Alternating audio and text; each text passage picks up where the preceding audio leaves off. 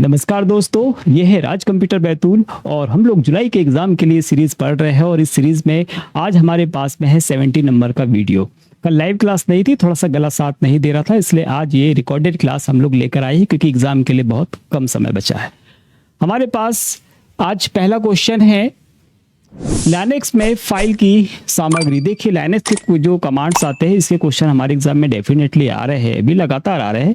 तो ज़्यादा command use नहीं है, थोड़ी सी कमांड है। तो मैं चाहूँगा कि आप जहाँ जितनी मैं करा दे रहा हूँ उसके अलावा भी आप ढूंढ के और थोड़ी सी तैयार कर लेंगे तो आपका 1 नंबर वहाँ पर फिक्स हो जाएगा। चलिए हमारे पास में पहला प्रश्न है लाइनेक्स में फाइल की सामग्री है ना। लाइनेक्स में फाइल की सामग्री देखने के लिए कौन सी कमांड का यूज़ किया जाता है। देखिए जब भी हमारे पास में अगर कोई हमारे पास में क्या होगी, लाइनेक्स की फाइल होगी, उसके कंटेंट हम लोगों को देखने हैं तो हम लोग यूज़ करने वाले हैं किसका, कैट। इस कमांड का हम लोग यूज़ करेंगे और उसके अंदर के कंटेंट हम लोग देख सकते हैं। ठीक है, तो इसको याद रखना। यहाँ पे अपने पास रिमूव की है और ये मूव की भी है। अगला क्वेश्चन है लाइनेक्स में खाली फाइल बनाने के लिए कौन सी कमांड का यूज किया जाता है। लाइनेक्स में अगर आपको खाली वाली फाइल बनानी है, एक फाइल टेक्स्ट फाइल, तो हम कौन सी कमांड का यूज करेंगे। तो याद रखना जब भी हमको खाली कमांड बनानी है, खाली फाइल तैयार करनी हो, तो हम लोग यूज करते हैं टॉच, TOUCH, टॉच। इस कमांड का हम लोग यूज करेंगे और हमारे पास में लाइनेक्स की एक ब्लैंक टेक्स्ट फाइल होगी, वो तैयार हो जाएगी। लाइनेक्स में फाइल या डायरेक्टरी कॉपी करना है आपको, है ना। तो कॉपी करने के लिए हम कौन सी कमांड यूज करते हैं। फिर डॉस में तो हम कॉपी ही करते हैं। यहाँ पर जो हम कमांड यूज करते हैं कौन सी है, वो है CP कमांड के द्वारा हम लोग कॉपी कर सकते हैं, ये याद रखना, किसी भी फाइल या फिर डायरेक्टरी को। अगला है लाइनेक्स में कौन सी कमांड का मैनुअल या हेल्प देखने के लिए प्रयोग किया जाता है। तो आपको मैनुअल देखना है उसका या उसकी हेल्प देखनी। मैनुअल में बेसिकली सारे कंटेंट होती है, कौन कौन सी चीजें उसके अंदर है वो देखने के लिए हमको मिल जाता है। मैनुअल मतलब कैसा अंदर रहता है। इसके अलावा अगर आपको उसके हेल्प चाहिए कि अगर कोई कमांड हो या किसी का अर्थ आपको पता करना है, तब हम हेल्प अगर देखना चाहे तो हम लोग यूज करते हैं किसका, हम लोग यूज करते हैं MAN, है ना। इससे क्या आएगा, उसका मैनुअल या उसकी फिर हेल्प आ जाएगी, ये आपको याद रखना है। अगली हमारे पास में लाइनेक्स में फाइल या डायरेक्टरी का ऑनर, है ना, बदलना है आपको, मतलब ऑनरशिप अगर बदलनी है तो हम कौन सी कमांड का यूज करेंगे। ये कमांड मोस्ट इंपॉर्टेंट है, ये भी याद रखिएगा। हमको बोल रहा है chmod, chon, who am I और uname। तो यहाँ पर हम लोग कमांड यूज करने वाले कौन सी, हमको बोल रहा है ऑनर को क्या करना है, हमको बदलना है, मतलब क्या करना है, चेंज करना है। तो हम लोग यूज करेंगे chon, मतलब चेंज ऑनर, है ना। चेंज ऑनर के लिए हम लोग ये वाली कमांड यूज करेंगे, इसको याद रखेंगे। अगला हमारे पास में डुप्लेक्स प्रिंटिंग का मतलब क्या होता है। देखिए डुप्लेक्स प्रिंटिंग हम लोग यूज करते हैं बेसिकली प्रिंटर में 2 क्वेश्चन होते हैं, याद रखिएगा। एक बुकलेट प्रिंटिंग आती है जिसका एक पेज पे 4 पेज हम लोग प्रिंट कर सकते हैं, आगे पीछे सब मिला के। और एक आता है डुप्लेक्स जिसमें आगे और पीछे की तरफ हम लोग प्रिंटिंग कर सकते हैं। तो क्या आएगा हमारे पास में, बोथ साइड प्रिंटिंग, आगे और पीछे दोनों तरफ हम लोग प्रिंटिंग कर सकते हैं किसी पेज के, इसके लिए। फिर हमारे पास एक्सेल में रेफरेंस एरर किसके लिए आता है, तो ये रेफरेंस के लिए ही आता है। रेफरेंस मतलब सेल का रेफरेंस। अगर सेल का रेफरेंस या एड्रेस आपने क्या दे दिया है, गलत दे दिया है, तो आपको रेफरेंस का एरर आ जाएगा, याद रखिएगा। जैसे हमको क्या बोल रहा है, जब फार्मूला में इनवैलिड रेफरेंस होगा तो हाँ यही इसका आंसर सही होगा।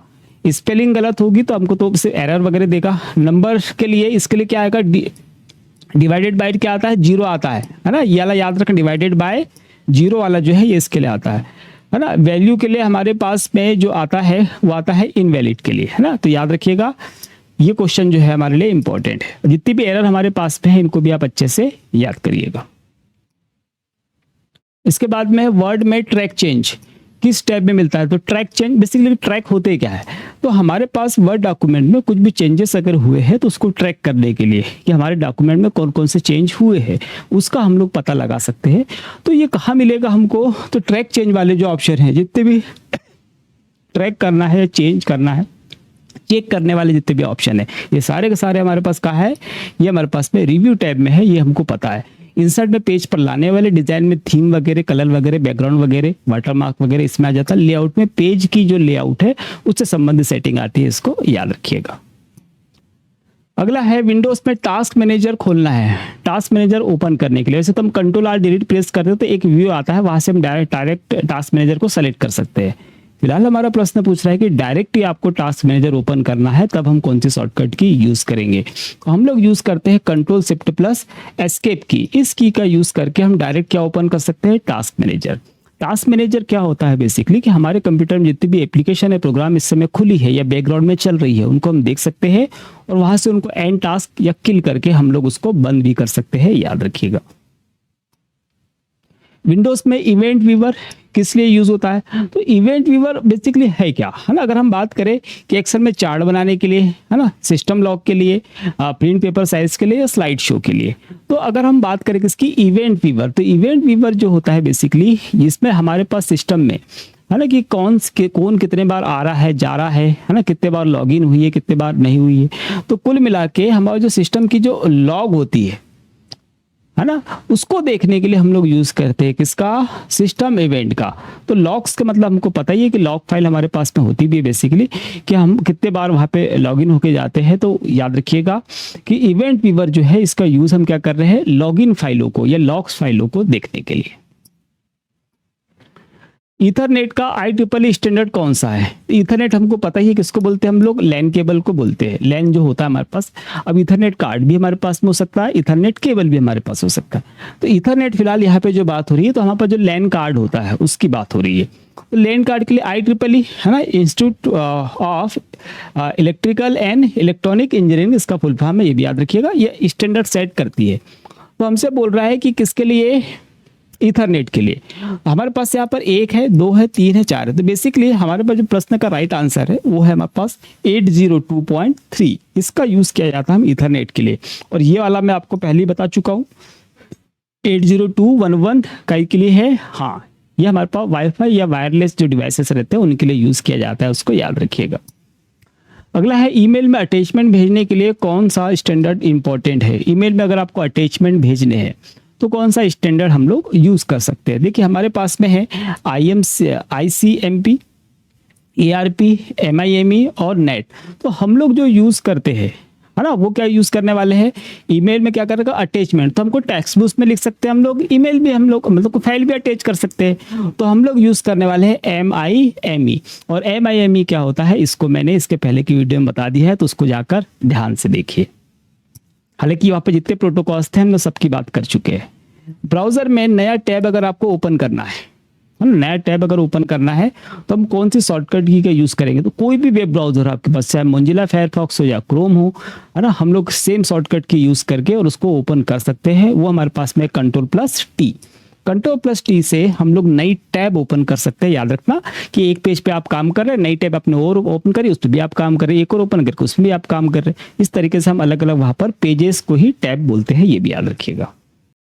अगला क्वेश्चन है हमारे पास में, निम्नलिखित में से कौन सा एक एप्लीकेशन सॉफ्टवेयर है। देखिए एप्लीकेशन सॉफ्टवेयर हो या सिस्टम सॉफ्टवेयर हो या प्रॉपर्टी सॉफ्टवेयर हो, क्लोज सोर्स हो, इन सभी के बारे में हम लोगों ने अच्छे से पढ़ लिया है। सिस्टम सॉफ्टवेयर, अलग अलग प्रकार के यूटिलिटी सॉफ्टवेयर, एप्लीकेशन सॉफ्टवेयर सारे हम लोग पढ़ चुके हैं ये पूरी सीरीज में। साथ में हम लोगों ने ये भी देखा है कि कौन सा सॉफ्टवेयर कहाँ यूज में आते हैं, सारे अलग अलग प्रकार के देखे। तो इसका क्वेश्चन बहुत आसान हो जाना है आपके लिए। हमसे बोल रहा है पहला क्या है, ऑपरेटिंग सिस्टम है।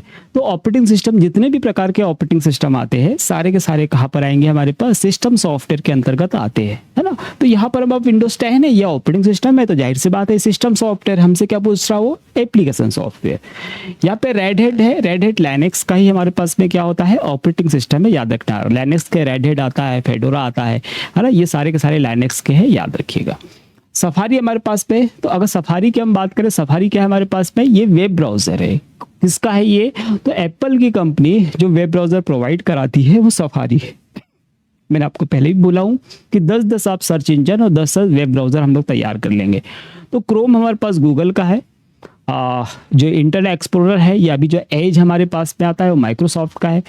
फायरफॉक्स, मोजिला फायरफॉक्स का ही है बेसिकली। और सफारी हमारे पास में एप्पल का है, ये भी याद रखेंगे। तो ये हमारे पास में क्या है, जितने भी वेब ब्राउजर होते हैं ये सारे के सारे एप्लीकेशन सॉफ्टवेयर होते हैं, याद रखो। तो हमारे प्रश्न का राइट आंसर क्या आ गया, एप्लीकेशन सॉफ्टवेयर, है ना। कटलाना ये भी हमारे पास में क्या है, ऑपरेटिंग सिस्टम सॉफ्टवेयर के अंतर्गत है, ये भी याद रखना, है ना। तो सफारी क्या आपके पास में, ये एप्लीकेशन सॉफ्टवेयर है, इसको याद रखिएगा। अगला हमारे पास में है, निम्नलिखित में से कौन सी इंटरनेट सेवा कई जगहों पर उपलब्ध नहीं है। या उसकी उपलब्धता सीमित है। तो यहाँ पर हमारे पास अलग अलग प्रकार की इंटरनेट की सुविधा दी है और हमसे पूछ रहा है कि कौन सी इंटरनेट सेवा है या सुविधा है वो सभी जगह उपलब्ध नहीं है ना। अगर हम बात करें यहाँ पे हमको बोल रहा है cable broadband, fibre optic service, ADSL या सैटेलाइट।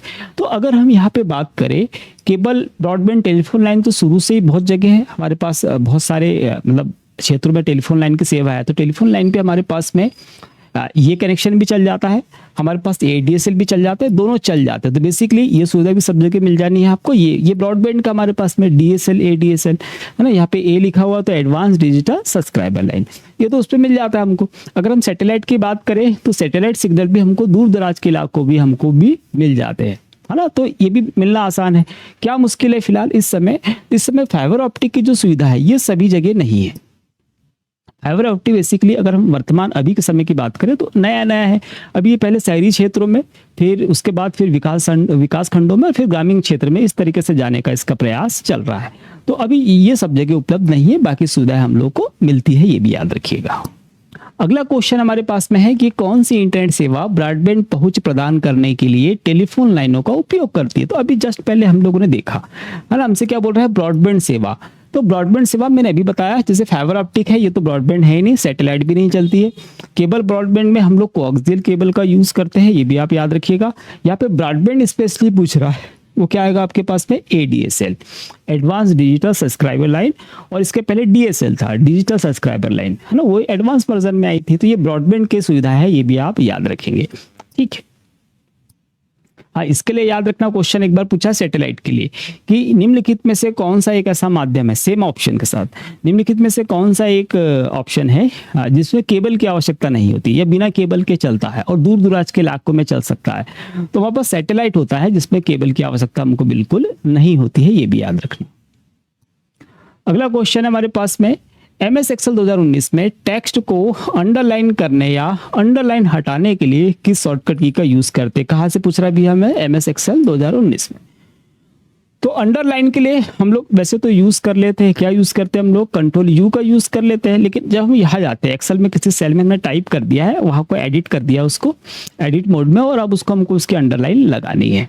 तो यहाँ से हम कैसे लगाएंगे, देखिए हमारे पास उसका जो राइट आंसर आने वाला है वो क्या आने वाला है हमारे पास, Ctrl+4, इससे हम लोग लगा लेने वाले हैं अंडरलाइन, है ना। Ctrl+I से तो इटैलिक लगेगा हमको पता है, Ctrl+B से हम लोग बोल्ड लगा सकते हैं, बोल्ड कर सकते हैं, और Ctrl+2 से भी हम लोग MS Excel में क्या कर सकते हैं, तो बोल्ड कर सकते हैं। तो बेसिकली दोनों कमांड किसकी है आपकी, बोल्ड की ही है, ये भी याद रखना है, ठीक है। और हम लोग Ctrl+4 से क्या करेंगे, अंडरलाइन लगा सकते हैं, इसको याद रखिएगा। अगला क्वेश्चन हमारे पास में, MS Excel 2019 में Ctrl+Alt- कीबोर्ड शॉर्टकट की का उपयोग किस लिए किया जाता है। हाँ, एक चीज आपको बता दे कि अगस्त के लिए हम लोगों ने एप्लीकेशन पे कोर्स लॉन्च कर दिया है। आप एप्लीकेशन डाउनलोड करके और वहां से उस कोर्स को ले सकते हैं जो इसके बाद का एग्जाम देना चाहते हैं। अभी के जितने भी कोर्सेस है, तो अब मॉक टेस्ट हो गया या फुल कोर्स, हम लोगों ने फुल कोर्स तो पहले से बंद कर दिया था, और मॉक टेस्ट भी अब चाहो तो लेने की जरूरत आपको नहीं पड़ेगी, एग्जाम के समय बहुत कम बचा हुआ है। अगस्त के लिए कोर्स हमने दोनों लॉन्च कर दी है, तो उसको जाकर वहां से वो ले सकते हैं। फिलहाल हमारे पास में Ctrl+Alt+- की बात कर रहे हैं, तो Ctrl+Alt- में हमको पता है क्या होता है। MS Excel में हम लोग क्या कर सकते हैं, हम कर सकते हैं इसमें जूम आउट, ठीक है। और जूम इन करना होगा तो Ctrl+Alt के साथ में हम लोग क्या प्रेस करेंगे, प्लस का साइन प्रेस करेंगे, तो उससे जूम इन हो जाएगा। बस इतना से याद रखिएगा। अगला क्वेश्चन है, साउंड कार्ड में कौन सा पोर्ट जोड़ता है, साउंड कार्ड विशेष प्रकार के संगीत उपकरणों को। तो हमारे पास में अलग अलग संगीत उपकरण है, ये क्वेश्चन आएगा एक बार एग्जाम में, है ना। तो कौन कौन से डिवाइसेस आपने देखे होंगे कि आपके पास में चाहे गिटार हो या सिंथेसाइजर हो या कीबोर्ड उसका जो आता है वो है, या आपने बॉक्स भी कनेक्ट करते हुए देखे होंगे डीजे के। उसको कनेक्ट करने के लिए एक गोल वाले पोर्ट का यूज किया जाता है। तो वो जो पोर्ट होता है वो कहलाता है हमारे पास में कौन सा, MIDI पोर्ट कहलाता है, म्यूजिकल इंस्ट्रूमेंट डिजिटल इंटरफेस, इसका फुल फॉर्म है। तो फुल फॉर्म भी याद रखिएगा एग्जाम के लिए, और साथ में ये पोर्ट किस काम आता है ये भी, ठीक है। थोड़ा सा गला खराब है तो थोड़ा सा एडजस्ट करिएगा। अगला क्वेश्चन है, विंडोज शुरू करते समय कौन सा मोड ड्राइवरों के न्यूनतम सेट को लोड करता है। देखिए ऐसा बहुत बार हो जाता है कि हमारा कंप्यूटर क्या है कि बहुत ज़्यादा अच्छे स्पीड से काम नहीं कर पा रहा, पर हमको उसकी ज़रूरत रहती है, काम करना रहता है।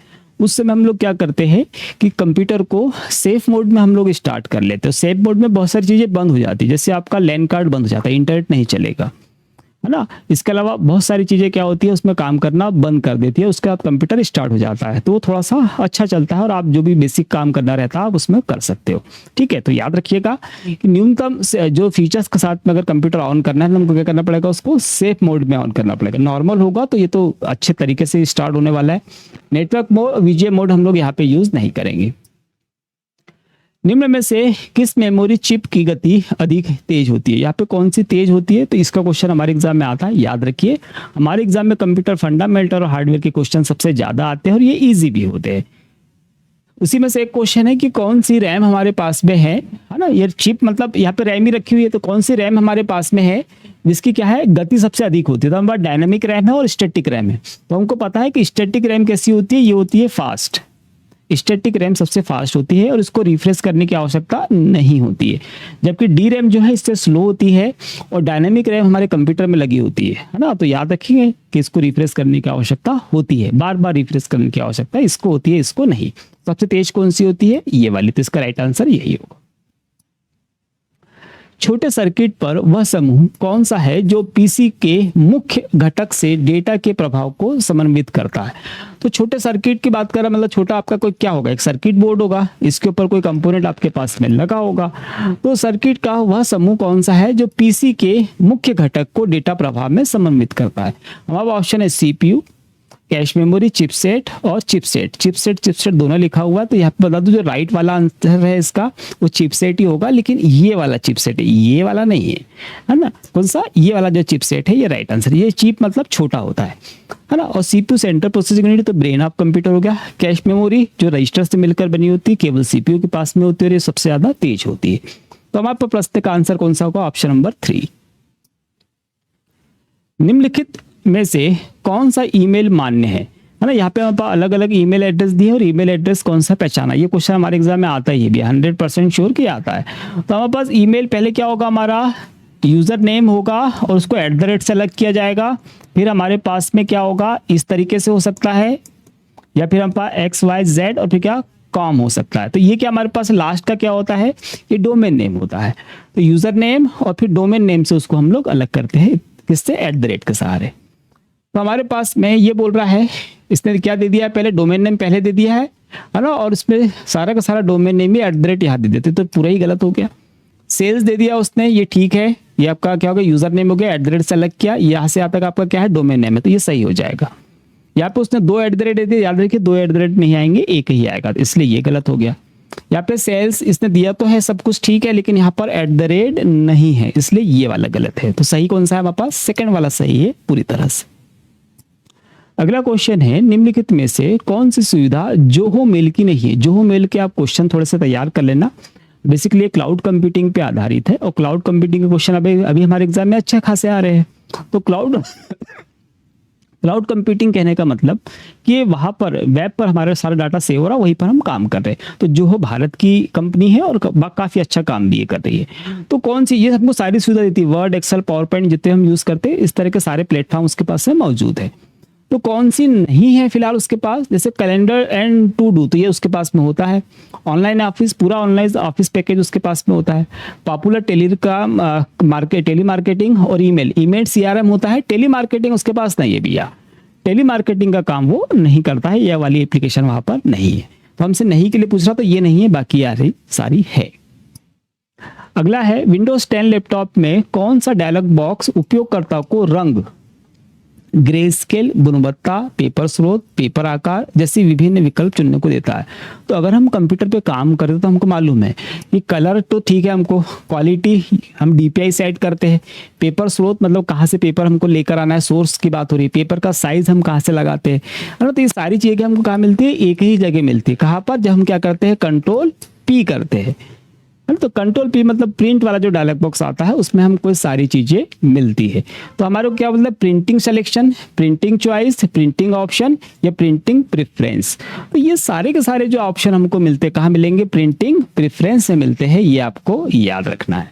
ठीक है, चलिए अगला क्वेश्चन हमारे पास में, कौन से बार कोड कॉम्पैक्ट उच्च घनत्व वाले कोड है जिनका उपयोग लॉजिस्टिक मतलब सामान इधर से उधर भेजते हैं ना हम लोग, लॉजिस्टिक और परिवहन उद्योग में ऑर्डर देने और वितरण करने के लिए किया जाता है। तो हमसे एक बार कोड के बारे में क्वेश्चन पूछ रहा है। बार कोड के क्वेश्चन हमारे एग्जाम में कभी एक आता है और कभी नहीं आते हैं, पर क्योंकि एक बार भी वो आता है तो हमारे लिए इंपॉर्टेंट हो जाता है। तो फिलहाल हमारे पास पे पूछ रहा है इस बार कोड के लिए, हमको बोल रहा है EAN कोड, UPC और कोड 39। तो यहाँ पर अगर मैं बात करूँ तो ये दोनों कोड हमारे पर रिटेल में हम लोग यूज़ करते हैं। ये वाला जो कोड हम लोग जहाँ न्यूमेरिक डाटा हमारे पास में होगा उसके लिए यूज़ करते हैं, और यहाँ पे न्यूमेरिक टेक्स्ट हम सब कर सकते हैं। तो ऑल ओवर जो हमसे पूछ रहा है ये कि उच्च घनत्व वाले मतलब बहुत बड़ा डेटा अगर हमारे पास में, किस में जाएंगे हम, कोड 128 जो है ये इसका राइट आंसर है। निम्नलिखित में से कौन सा सॉफ्टवेयर उपयोगकर्ता की जानकारी या सहमति के बिना इंस्टॉल किया जाता है और वेब सर्फिंग के दौरान ऑनलाइन गतिविधियों की निगरानी और व्यक्तिगत जानकारी एकत्रित कर सकता है? तो ये हमको पता है कौन है, ये या तो कीलॉगर होगा या स्पाईवेयर होगा।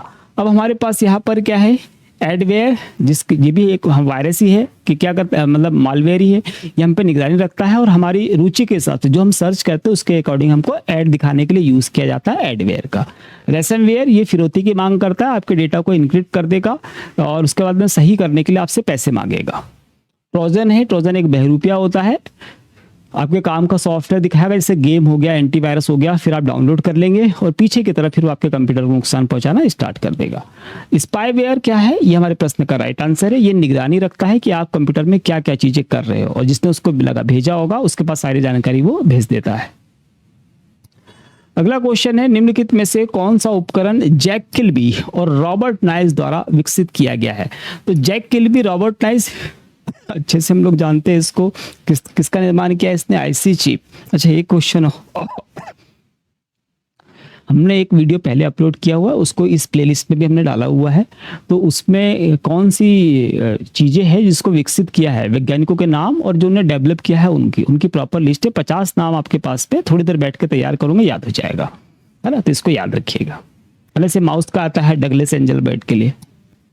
अगला हमारे पास में खालिस्तान ने ओपन सिस्टम इंटरकनेक्शन नामक एक OSI बनाया जो विभिन्न प्रणालियों को संचार करने में अनुमति देता है।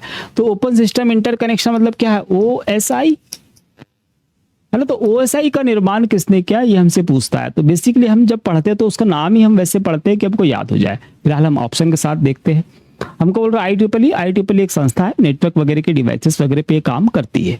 ISO है, ISO इंटरनेशनल स्टैंडर्ड ऑर्गेनाइजेशन, मतलब बड़ी संस्था है ये भी, है ना। या OSI तो खुद ही रख देते तो होगा नहीं। ANSI ये भी हमारे पास अमेरिकन संस्था है, ANSI कोड हम लोग पढ़ते भी है। तो बेसिकली हमारे पास पे इसका जो प्रश्न का आंसर है वो क्या है, वो है ISO द्वारा विकसित किया गया किसको, OSI मॉडल को। इसको याद रखना। इसमें टोटल कितने लेयर है, 7 लेयर है। डेटाबेस और रिडंडेंसी का क्या मतलब, डेटाबेस में रिडंडेंसी, देखो रिडंडेंसी का मतलब ये होता है कि आप एक ही डाटा को हमारे कंप्यूटर में अलग अलग जगह पे रख रहे हो। उससे क्या होता है, एक ही डाटा के मान अलग अलग हो सकते हैं कि कभी किसी में आपने एडिट कर दिया, कभी किसी में एडिट कर दिया, इस तरह से हमारा डेटा खराब हो जाता है। तो कुल मिला के बात होती है डेटा रिडंडेंसी कहने का मतलब डेटा की पुनरावृत्ति।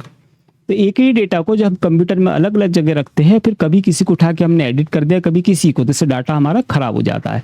तो याद रखना ये क्वेश्चन आता है डेटा रिडंडेंसी के कारण क्या होता है, डेटा इनकंसिस्टेंसी मतलब डेटा की विसंगति उत्पन्न होती है, इसको भी याद रखिएगा। फिलहाल इसका मतलब क्या होगा, क्वेरी फास्ट होना, डेटा इनक्रिप्ट होना, टेबल का एम्प्टी होना, डेटा डुप्लीकेट। तो डेटा क्या है, डुप्लीकेट मतलब पुनरावृत्ति, डेटा की कॉपी है, डुप्लीकेट है ना, या पुनरावृत्ति, इसलिए ये आंसर सही होगा।